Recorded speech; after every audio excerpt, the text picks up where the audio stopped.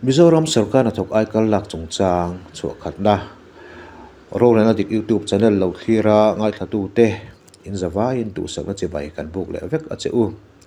kan video te like le share lama thane melongai pui thina wangin lom thu kan soya le subscribe lo ten min lo subscribe sakzel turing kan som bok a che u he kan channel a hian ramta na thane ngare thu te kan pha kang to karon soin kan no ti chok ve thin ani a pathian in remati chuan an ti chu azel po kan tuma chuti rualin opposition emo ruling emo ngai to nal rupu tran lam nei kan ni lo ti ero min lo hresak turin kanon nge masa cheu ani e video masalama kanon soilok to angkhan tun tum video a chuan Mizoram Sarkar na tok aikal lak chungchang ani dona tun video chu kan tura hian Dr. Sil Rampana pu Michael Lalman zola le Reverend F Sakvel te kom na hun kanon na yanga aikal lak chungchanga video chu ani na po ronti chu le wat kan tum don dia kan lo hreto ina rin oma Council of Minister June Neruk sang nila somni le palia thukom chuan Mizoram Sarkar thok zinga aikal lak ti to fek tur action oriented against illegal practice of engagement of proxies substitutes aikal by government servants ti chu an pomta ani kha ama saberin Dr. Sil Rampana Deputy Director School Education Department atanga pension ta thuzia katanga kan lak suwa hi ilongai tha ila Sarkar thok aikal lak hi Central Civil Services Conduct Rules saka zakwa samruk le pali bo chiat na le dan kal ani awangin Sarkar thok tu man aikal alatur ani lova achunga thunei tu controlling authority officer point aikal lak phalna apetur ani heklo Mars ruk sang ni le som ni le pali a Sarkar thok aikal la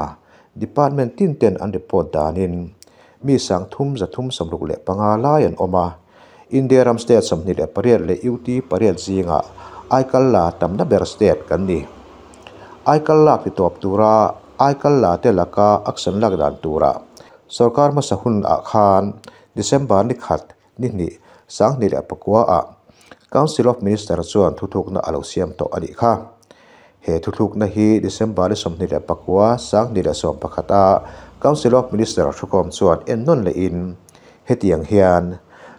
Sarkar thok aikal la tele athunei tu te zong zongin an thunei na nuai thawa Sarkar thok aikal la tele aphal saktu controlling officer te chunga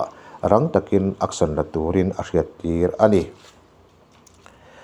tuna Dr. Sil Rampana nena kan zona Council of Minister December le somni la pakwa sang ni la som pakhatin thuthuk na alo siam to a hlo tin lo la chan ni a riat zona min chan na ilo ngai thang u Hey, puram tun naya aikal lak chungchang ithuziak te kan lo share thina I vei hle mai tia langa thil han zo fia du deuh chi kan nei amom chu aikal lak ki Sarkar ma sahuna po khan an lo ti top tu min man lo la ve to thin ni ina langa dang ni da pakwa sang ni la som pakhata Council of Minister thu te po khan kan thu pek te Sarkar thu pek te chwa in aikal lak ti top tum khan man lo la ve to thin kha tikhan thil ra tak kharon duanga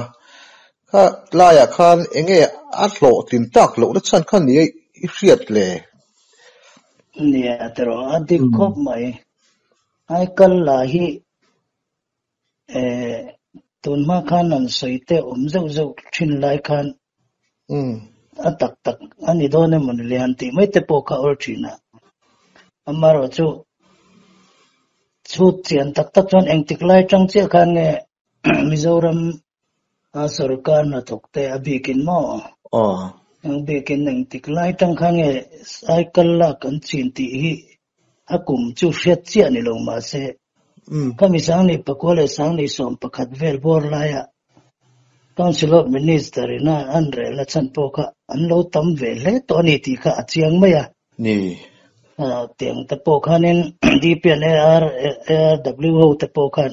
notification te siamin Council of Minister thurel te kan bo zuania lotin kanrine mem lai khan kanan kal lo tin lei thei kha alo ni lova chung zong zong ta chu kai pon ka ngai to na sa thina ka vei zong te ni buka tin sarkar ka tho ve lai pon ai kal lak te le chal mai mai ang te po he ka ti ngai lo zong ani wang khanin ka ngai mo zong ta ka ni kha khang uluk ta ka chut wang kan khami abik takin December ni somni pa ko sang ni som pakhata Council of Minister Thurel bi alotin lo chan amu kha soi tur tham takaram rolin boin paruk ve la chu kan te chuak ve du de ule ka iron zo ta ka chon mo alom ngatang ne pakhat na chuanin Mizoram sarkar hian notification le office memorandum kan ti OMT achua rang in an chu de zung thin takna abo zui konga hianin achak lo ti hi kan fechiang tlangin karinga chumi konga chuan khami tuma OM te pokha khami sarkar na tok ai kal la te chunga action lak dan turle controlling officer te chunga action lak dan tur ari langa tikha ani na taka chuan atakin abo zui lo ti hi alang chiang renga khawang khan ngaya kan neya amma notification lo am to thin te sarkarin abo zui tak thin lo wangin thunai tu ten mo an thok te nge po kha kan lau lo tlang ni in ki chuan kamu phot number 1 na chuan ka kan kong tam taka har satna athenani chu wangin kan thil ti tur kan soile ti turanga kan lo ti to kha chu sarkar ang emo mimal ang em po hian kan ti zui ngal zel lo hian chuan thilani turang hi ani thei lo ani chuan kha notification po kha ataka bozui na lama khan achak tok lo ti to pila afu bering karing amo tin appoint ni le na chuanin department sang controlling officer te khan an noya tok staff te dan kala ai kalak an phalsak ante na nei verbal consent kan ti meng chu kan pe ka bangin dan kala ni wangan je khachon pek the ni lo pek phalpo ni lo dan po ni lo ma se ai kal kha athua tungka phalna hanlo si mu khan chuan ai kal la to tang kha chuan lak dom tak kha ani tlat maya chu wangin khatiang zinga khanin controlling officer te kha an filin chia lo ni ina fiat thaya tin ai kal la si ai kal la om lo anga report te po kha an lo om thei tlat maya controlling officer ho zinga kan mo khotang ni khan engem mot chena khatiang an noi staff ho te kha ati huang tawa anin ti tak khan ani dan tur ang khan an kal puingam thin talawani chuanin har satna na satak asiama alotin lo pa na lin tak ani ve thei tata chu ka mu dan point ni na nia tin ani na lai po then khata chuan a oma adik tin pathum na le chuanin DPN ARW ti akeng ko tu khan ni thina administrative an ni wangin chuan khami te khan ai kalak report dikhap an don thin lo awang khan har sanna umani achenin dikta kan report lai khan achenin an report dikle bok thin silawa report diktak an don ngei chunga po khan ai kal la tu le ai kal lak tir tu controlling officer verbal consent petiu tu chunga khan Council of Ministers Thurel number 1 le 2 mo ai kal la tu le alak tir tu alak phalsak tu ta chunga action lak dan tur an soya khan an zuji le tlat zel sia sarkar kha an sia reng po khan mo khan mi ati huang tau tul ta sarkar na thok employee tengei po khan mo chuan har sanna na satak athen bok ti kha ke chu atakin ka fevein ka sia kan soi tel lo thei lova tin adot number palina hianin kan riat chawang nei mizote in soi pui ur nam kan nia kan siam lui puhola po kan asoi fotin kamo in soi pui kan ur ringot maya Council of Minister thuthuk na an chua chia po kan khati lai kan aikal la tu te kan minister le controlling officer nge higher authority lama kan soi pui tu chatak tak an nei ti fiat thei kan an trong kam te po kha ke ni nge po khan in kan re thei ani an soi sep te po hi mo ke chumi na na chong ka soya engtin ma ka tor lawang ka lau chong lo te mai mai ang te tong kha da deu te po hi an lom ve tho ni chi na mo ka tiang ang chi kha an om nual kha na langa ka tiang te khanin tu nei tu ta tan atanga dik taka OM nga Council of Minister Thurel mani se ani nang tak taka vocal pui kha ati har sa maya tin he ta kami sem dan tur le an chunga kuthak dan tur rel tu te po khan soi pui tu nen va soi na khachun an lo duap le de uzul thin ni ber hian alanga achan chu in than le thin lo te po kha lo om ve atro adi khop mai tu la te po tlak ngama thil ti te tur te lang te po hian kan ngam tak lo nge ti te po kha ngai tu te to la khia tang chu ni la khia tang chu wang chung khalai po khalai bo ro kha a in su ve tlat mai thil hi om ta an ne khan an rel la ya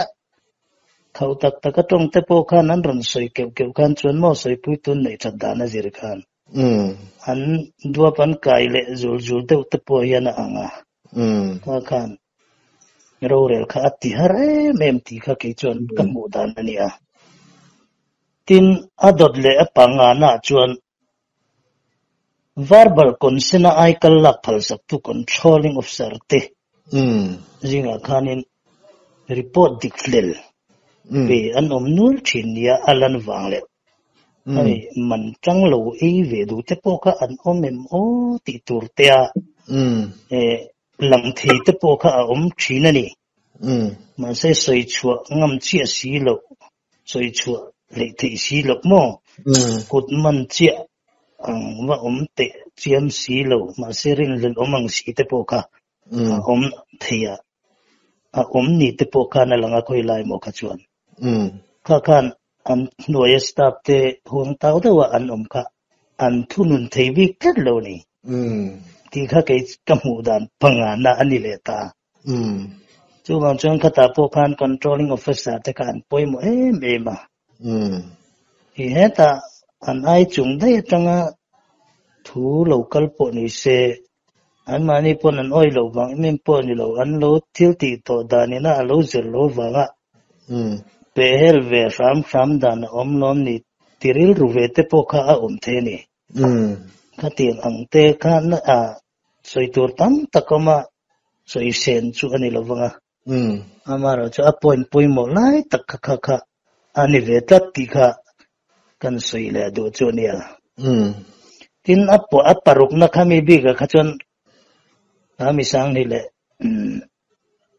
som pakat mo bi ka a lo cham na lai taka kha point nu nga khachoning NGO kan tianga tu ho tu ni lo sila ai non government organization mo le pressure group kan ti ang entirnan an ni chi ai kan ti na chu ni chuang lovin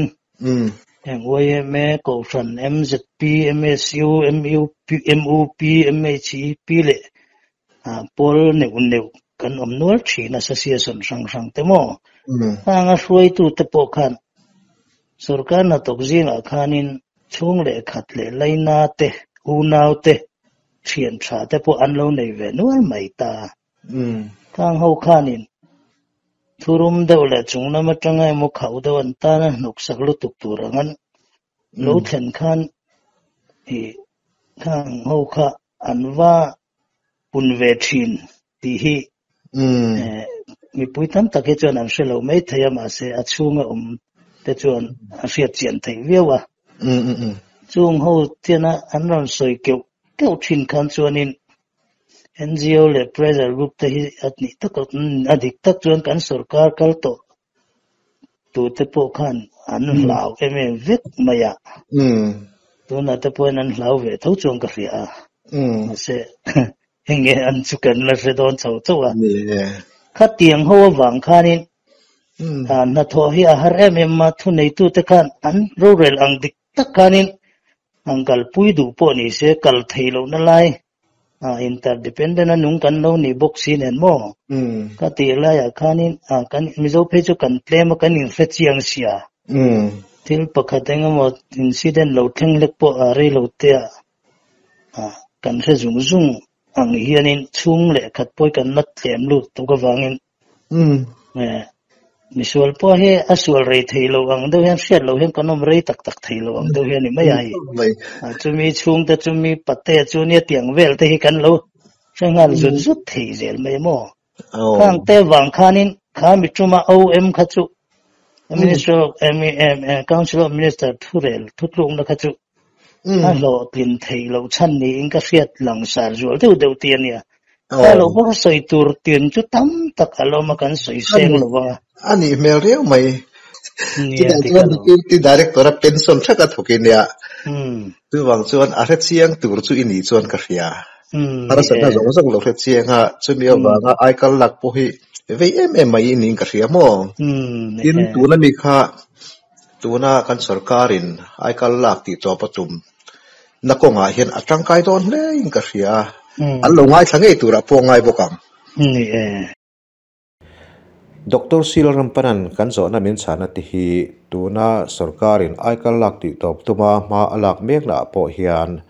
a har sana to tur tho ani mela sarkar le mi puitan po hriat lok nge ngai tur ani mel boke kan zo na dang sarkarin ai kal lak ti top atum hi a lo tin thei abe sem ti chu chua ni na lama kan ron ti chua kan tumang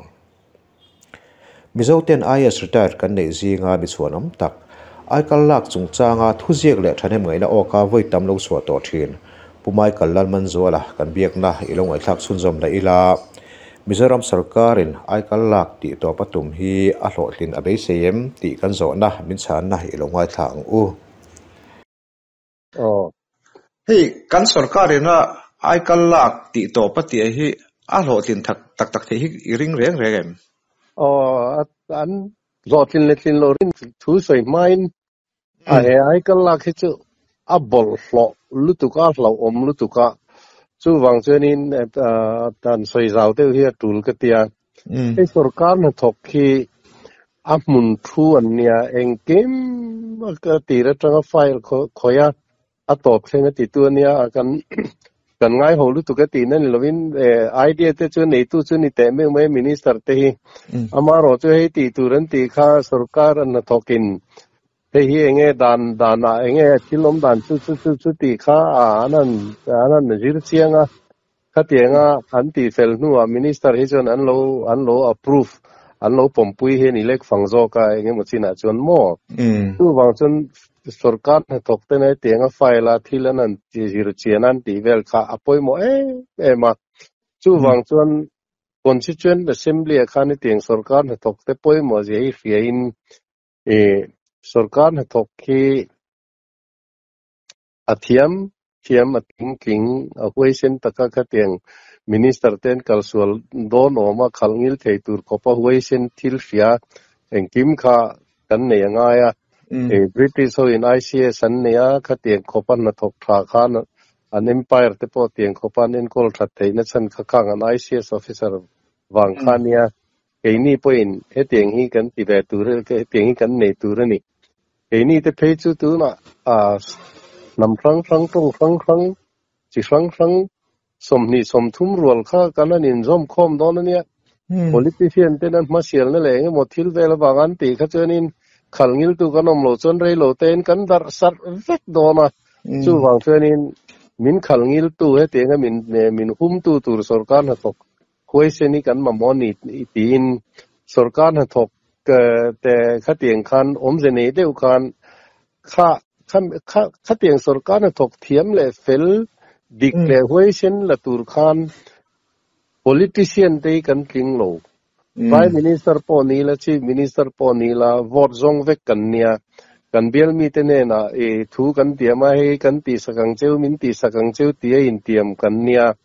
กันโลกินขันกันเบลมีเตนทิลไกก็พาให้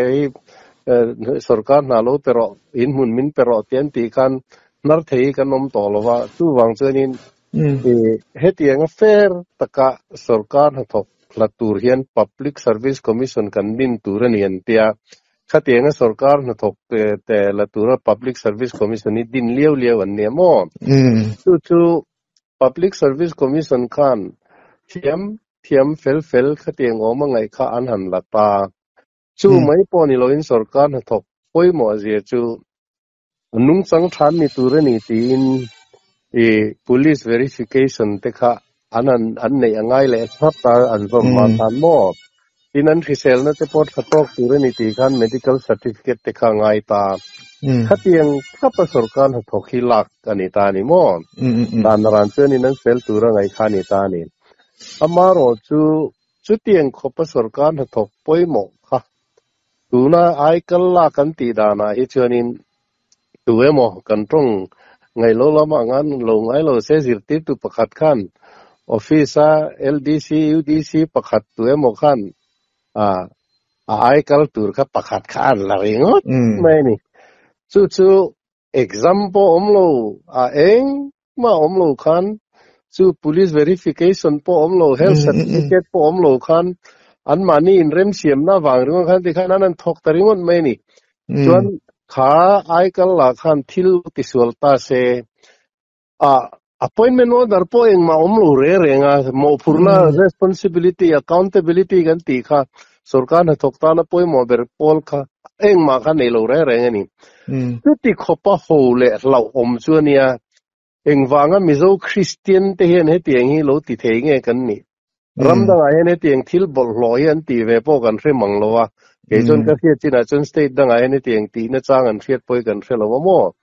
สุดที่ขบบ่อลลอยป่วยคอยทุยเทจุนิตานี่ตู้วางจวนนี้ให้เตียงทิลอันตีเฮียนินจู่สรการมาซาเทปคอนเกรสหุ่นไลน์นั่นติดตัวไม่ได้หุ่นไลน์นั่นติดตัวถ้าเตียงอันโลตีเททินนั่นฉันค่ะนี่จินักกันสวยงเจ้าขันpolitics ละจวนดูสักซองกันเนี่ยข้างกันดูสักซองเตตานขจวนด่านแรงกิมไม่ค่ะอันบอดเสียเมียไม่อะถ้าติดกัลเซลข้านี่เรื่องไม่ตัวน่ะไอ้กัลลักตัวพอเห็นหมดจู่ให้จู่ปอยตะกันนี่กรับสันดังกันที่ไอ้ปอยจอกเห็นเนี่ยไอ้กัลลักจู่หมดปอยด่านนี่น่ะไม่รู้ตะกันเนี่ยดินตัวน่ะกันสรการทารีนเองที่เทงเทลวังที่ตัวจวนสรการเสียมเวลขันกันชีฟมินิสเตอร์ขันcorruption ฮีกันแต่กัน problem เลียนเปรเนี่ยเฮ้ยกันที่บูดอนเฮ้ยเตียงกันที่นั่นละมายันดูดาลนั่นแหละหาสัตว์นั่นตั้มตักกันตรงโดนที่กันเสียอามาโรจูกันปัลตังเงยโดนอันที่นี่ชุดที่เจ๊จุให้ตัวน่ะอัตุใส่ recording วิดีโอเองที่มาเห็นมูตัวเราอมเวกตัวเชียงเห็นมั้งชุดที่นี่จวนอันที่ตักตะกันนี่จวนตัวน่ะไอ้กัลลักกันที่ลูกก็ corruption บอลโลเล่เราอมให้อมจวงหรือว่าถ้าการคอยมาสักเบอร์ตัวเนี่ยอามาโรจูอัติระจังขานั้นหลานเชงาลกันที่มาเองจูอามาเลย education minister ที่ขานินเฮ้ยจูกันที่บูดอนอามาโรจูนั่นนักขีดขันจูมีขมีขเตียงเววางอ่ะเองเราว่าน้ำจนไงนะเทียมเทจินั้นองค์ประมาณตีที่ขันอันสวยเงี้ยนี่มั้งจู่ไอ้เองพอจูนี่เช่ไอ้เงี้ยมันรีพอร์ตตัวจุดที่ขติจุดที่ราตันรอนินรีพอร์ตต่อจู่ข้าตีที่ขจวนอันที่เวนัวละอามาร์จู่อินรีพอร์ตโลเลยขติที่โลขตั้มตะขานมตาเองพอนี่เช่ทารุกชุงเฮียนที่ขจวนในเวนัวตัวมาร์จู่ที่โลขตั้มตะขานมตานี่จู่นี่นัวทารุกนัวขาน kum sang ni Papua a sarkar in order lo siam to tu po live lak du chuan live lak the ni an live an nei ve ka sarkar na to ken ti khania chu tiang ai kal lak mai kha thil chin ti chin ni lo ti khan order an lo siam to ni an nuwa khan sang ni som pakata khan khami ba ka khanin nan na khir khan tak office kal theilo te an ni a kha tiang ti theing ngang lon ni to chuan invalid pension in an kal thei ti order te kha an lo siam dai to ni tu ma kum so mai re a khan mo chung te chu ti tak tum ni te kan sarkar thar hian January thada ya khan khang te kha chu ataka chantir thei vek to ni alom amaro chu an tum tak lo ning chu khang te kha an hai der nge ni kan thelowa ma te tun tharuk nuwa an han rei ta deveti nuwa khan kum an thu thar bera chuan ni som thum chungin ai kal lai an kai an ban vek tu re ni hei he a department te khan hem he tiang thil om dan hi ni som panga chungin an non report tu re ni an ti ta khami an ti kha tiang an ti ta ka kha chuan leave la thei chuan leave an la nga invalid pension ngai nan na khir khan du tuk te ka chu invalid pension in kalang ti khani ta amaro chu kha tiang an sarkar ri ma kha tiang ti ngal thei om reng kha tharuk chung an mut thuk puya tiang an ti le hian ti tak tum nan nei don nge don lo nakin ni som tum ni som panga ni som li pangai lo ral se enge mo kha an nei le ang em ti hi rin hi an har sa to a chu soi thiam har khop mai te an ti lo wang an ti ngot kha a hun lo thlen ma chu na fiat thiam thei la fiat them thei bik lo wa amaro chu he tiang tharuk thasari don tiang thil ti fel thei ti mang lo wa anom hi chon chuan la meng mo te hi an la nei le ang ti te chu a hlau om ve thowa tin chu ba ka soi tur ting tang chuan dan kala thil ti hi an nga to lu tu ka restricted tender dan kala thil ti te open tender lo wa departmental works ti te departmental works ti si the department mi na thok lo wa party worker tho tir mol chung party worker te chon khamin an thok tu ra qualification nei reng lo an ni te RTI te chan na ten pek chung po kha tiang he tiang ti hi dan kala thil ti hi an nga to lu tu ka chu wang chuan he tiang dan kala thil ti ai kal lak te po hi an thunun thei tak ngem ti hi rin hi chuan har sa to lom ya zona lian pui kha chu om ve ya chu ka thoi thei dan chu ni mai bere an lom om lu tu ke pumai kalal man zoran ai kal lak hi corruption poina satak ani thu asoi le politics a indu sakna awanga ai kal lak ti top a har thu asoi hi ngai to zui ngai ani a tin sarkarin ai kal lak tura ki tak tumna ani atul thu asoi hi kan sarkar mamo ani nge arin ome tuna chuan kan pui thiam te jing takin reverend f sangvela lunglei chan mari hena kan zona ai kal lak chungchanga angai dan le Mizoram sarkarin ai kal lak ti to patum chungchanga angai dan te ilongai thale ang u sarkar na thok ai kal lak le lak lo chungchang hi atha heti atlang pui chon thalo hian kan ria kami mal ngai dan kan sei ve mai anga ti chuan sarkar na thok tu sarkarina than ne la kania chuan sarkar ngei na ala kania thok tur la kha an ni boka chuwang chuanin an ayakal sarkarina a than po ni lo kalpi ringot hi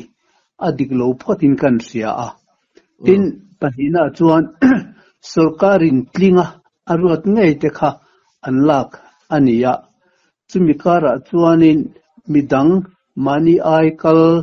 mani du dan emo te tu te mo lo lak ve ringot sarkarina tlinga aruat te nisan lo lak ve le ringot te po kha adik lovin kan sele a chuan pathum na chuan sarkar chuan training nei to te ngei akha qualified an ti kha an la nia an ma ni thok lova tu te mo remchang loin ruwa mana lo tho ve ringot kha a fel lo khan alang le boka tin alina chuan ai kalla khi I dan a nge lo ka silawa ai kallak dan hi lo ani chuanin ai kal kon lo lak ringot hi dan bo chiat na ani bokin ka sia adik lovin ka sia tin apanga na chuanin ai kal an han lak hianin an ai kal lak atikha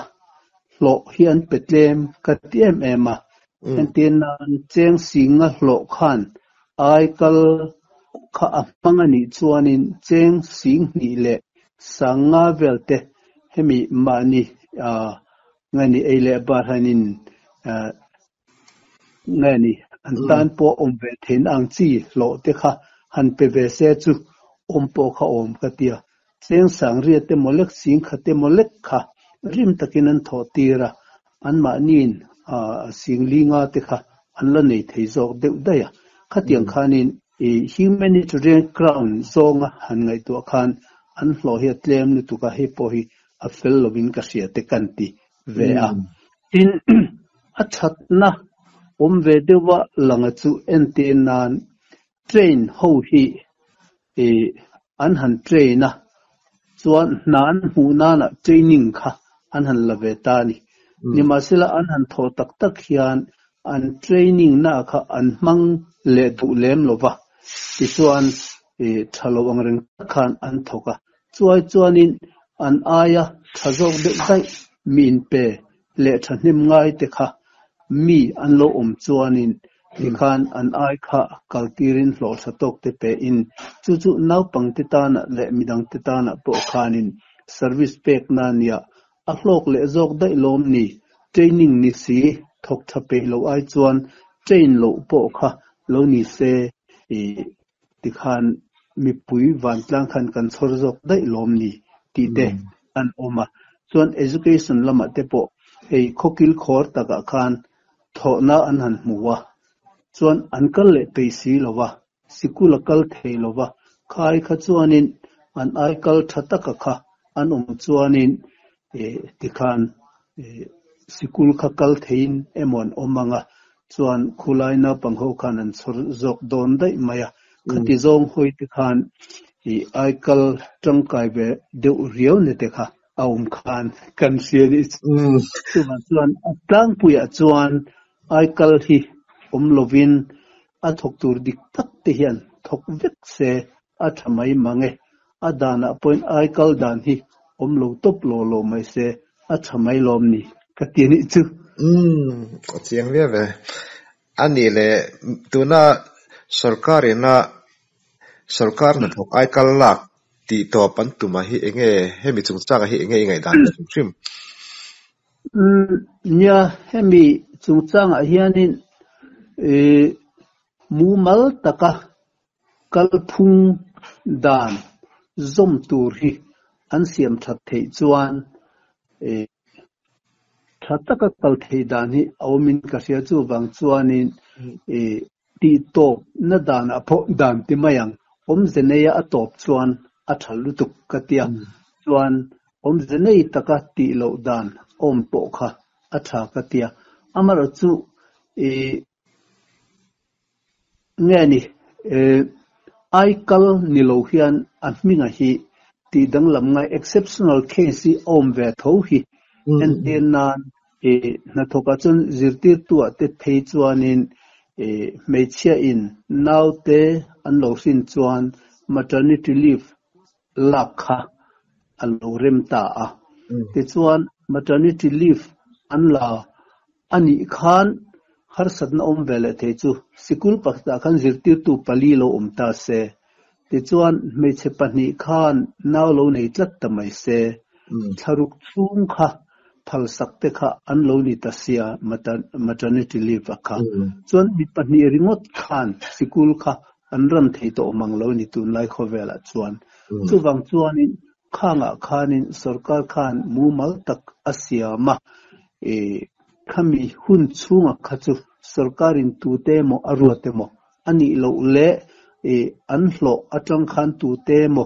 roi theina tu raka sarkar khan asiam sakanga chu po sarkar fiat puile tho khan helai mi malloin arrangement ni mai lo khan tiang khanin mu mal tak khan an siamero khachu angai veang ti te tin damlo na bang khan mi natna engamo takin antia na te an thok thei to lo ani chuan ban ringot kha alo har zek mai theya khatiang anga po khan mu mal taka dan zum tur kha siam se ti chuan tu na chuan leave an lak thei top an la anga an lak thei top an lak ba ka khachu without pay ni mai lo ani to mai an ti ringot khan bang an lani si lo chuan khami an hlo ai khan tu te motal lalle se la ti mayang an ai kha siam saktam te se khatiang lo chuanin na ka kal tha thei don lo ba chuan mumal takin khatiang exceptional case ang chi te po kan sarkar khan te dan kha siam mumalin kha ka zom thlep thepila chuanin hetia aikal hi to lova antia mumal taka exceptional case ang chi te po an ruwa man the ka chuan hi an ruwa man po a change yang tin dan hi chu ngun taka zira dan siam an nia a tha tura po ngai ta ila tin dan po hi zom ngei ta ilang tin a zom lo an po in chung zom lo te po chu shem na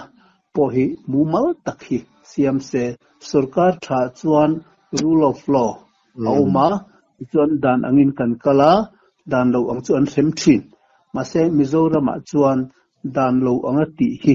sem kan theitlat lo hi kan sarkar chiat na poinia dan anga kan kal theitlat lo hi kan chiat na po ani boka chuwang chuan dan zum thei tok le thatok turang khamu mal tak kan zum lo po sem na thei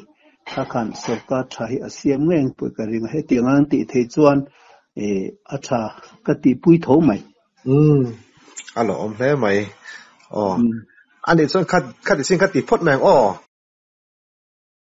Reverend F sangvela kan komna atanghian aikal lakhi thalo kan ti a